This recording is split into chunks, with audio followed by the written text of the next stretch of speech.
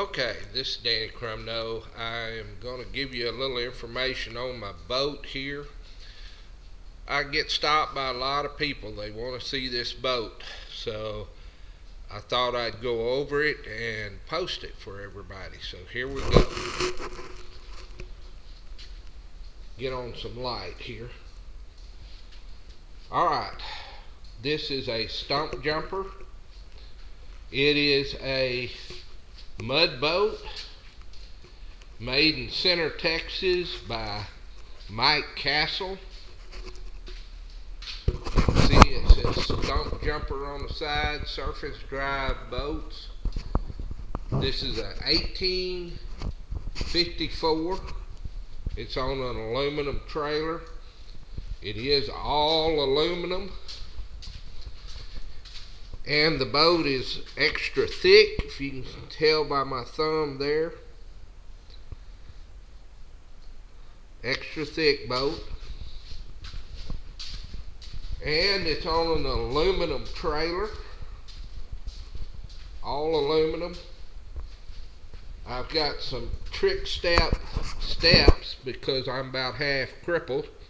Anyhow, that lets me get down right there.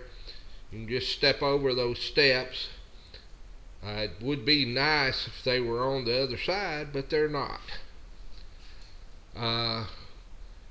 It's got a Minn Kota Tarova troll motor on it there.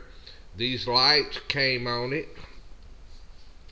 I have replaced the winch there. This is a 2-speed winch. This old boat is heavy, and yeah, I do have 2 jacks on it. That served a purpose. Sometimes when I jack it up, I want it level and all, but anyhow, got 2 jacks. It's also the jack here has got a lever on it to guide the wheel so I can roll it around inside. This is a V front boat. It's got a V right there to kind of help it cut through the waves, but in essence it's not very deep and it's a flat bottom. Okay, it's got some sort of fancy wheels on it. That was stock. The only problem is that a standard lug wrench won't go on that because it's too thick to go on these rims. They're kind of shallow cut, so I've always got to carry a socket and a brake over.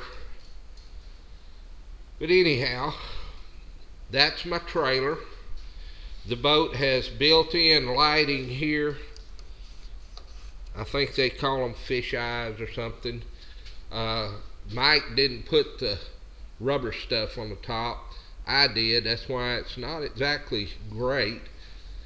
In the front, we've got a fishing deck here, and I store my life jackets and all underneath this. It's also got a hummingbird up there. The Tarova troll motor, when it's down, it has a transducer in the troll motor that'll run that little hummingbird there. And the fishing, you can move the fishing chair either up to the front or the back. Technically, it's a place for 4 people. Normally, I leave one of these at home. I only have 2 chairs in here. It just creates more room. After my wreck and I got hurt, Mike put this little step in here. I had trouble stacking me up from the deck up to the top, and he welded that thing on there. We call it the stripper pole, but that's for holding on when you step down. It's also great for holding on when you're getting in and out of the boat. So I highly recommend that stripper pole. I really wished I had one on both sides here. But anyhow, back to the boat. It's got some plug-ins there for the lights, and those work off the switches in the back. And this boat has been fishing 4 or 5 times this week. I mean, I've been out in it almost every day. You can tell by the mud and all that it is not baby. This is used. And we've been going up the Navasota River on this boat, and you got to jump over logs, go through log jams, you name it. And the only thing that really holds me up, sometimes I have to get a running start to get over those logs. It's also on roller bunks. It's no problem unloading it, but sometimes it's a little tough getting it back on, especially by yourself. Got guides here. It's all aluminum trailer, boat buckles. Mike Castle made this transducer holder, and the funny thing is, I figured I'd break that off, but actually no, it's never broke. Never broke a transducer.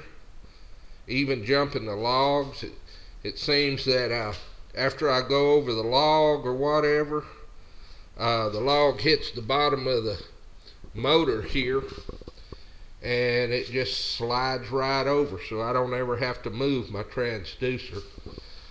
This is a gator tail 40 horsepower tiller steer motor, and this old boat is so heavy it doesn't go very fast. About 26, 27 miles an hour is about top speed. But I had myself and one other guy loaded up. We had about 650 pounds in the boat, and we hit a stump out here on limestone wide open, and all it did was jump over it. It wasn't scare the crap out of us. But anyhow, gator tail, 40 horsepower gator engine on it there. Also, if you notice on this right here, it's got guards. Mike Castle made those guards. He actually made 2 sets. The first set he made out of aluminum, and I broke those. So he made this second set out of steel. Surprisingly, that does nothing for my speed. I get just as fast with those as without it. I sent off to Louisiana to get some guy named Baggy, and he specially made this prop here, and it's set up for this motor. That might be why it doesn't go quite that fast, but it really pulls good. Another thing here is this little doohickey. It's called a boat load mate, and I've broken it several times. Supposedly you back your boat in, the back end floats off of this little thing here, and it pops up and lets you go automatically. The bad thing about those roller is that this boat's heavy, it'll take off on you. This thing here is for the spud poles. I've got some poles in there where I'm in the shallow water. I just jam them in. It kind of anchors the boat, and that's a good thing. It's the other side of my motor here. I had never used spud poles before, but in this instant I've used them quite a bit, and I don't even duck hunt. So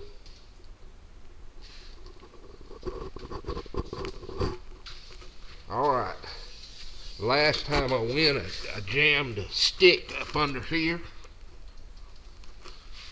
Evidently it's fell out. Oh, nope, it's still there. Big stick there. That's alright, it'll float off. This old boat's tough, believe me. Got a live scope here. I use that sometimes crappie fishing. This boat also has a lighting system here that I don't know if you can break that.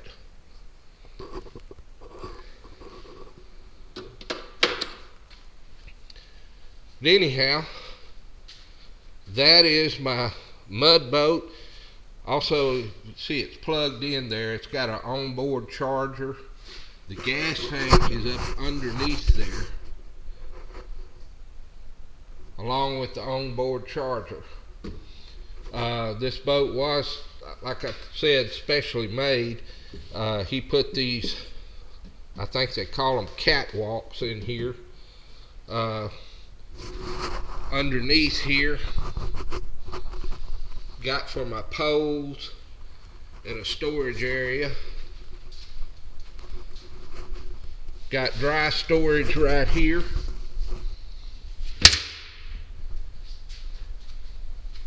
And on this side is a live well.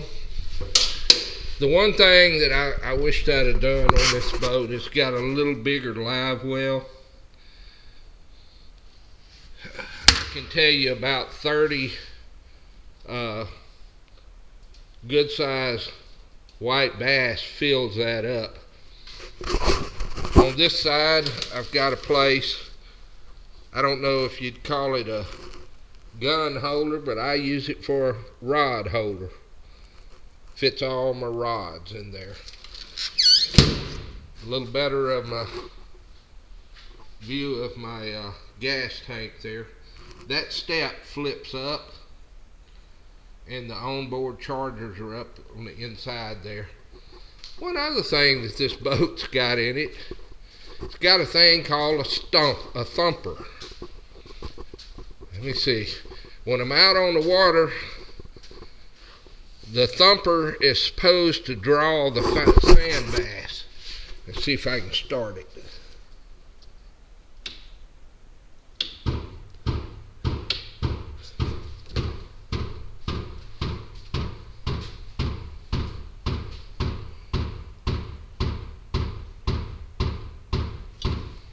As you can hear, the thumper is working. I've had mixed results with that. Sometimes it works fantastic. Sometimes it don't work at all. But I have went fishing with it and just tore up the white bass. I've never been a striper fisherman, but it's supposed to work for them as well. But that's built into it. See if I can get a better view of the other side here.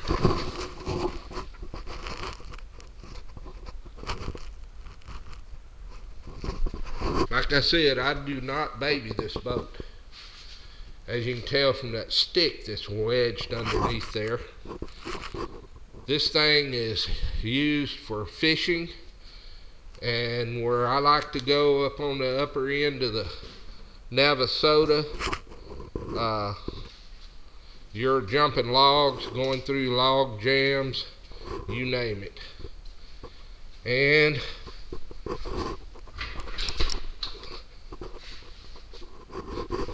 usually pulling it with this little rock saw here. So it's a diesel powered Jeep. So anyhow, that's a little view of my Stump jumper 1854 boat here. So everybody that's been asking about it, that's what it is. It's made by Mike Castle in Center, Texas, the Stump Jumper Boat Company. And believe me, I've jumped many a stump with it. So, all right, I thank you for watching.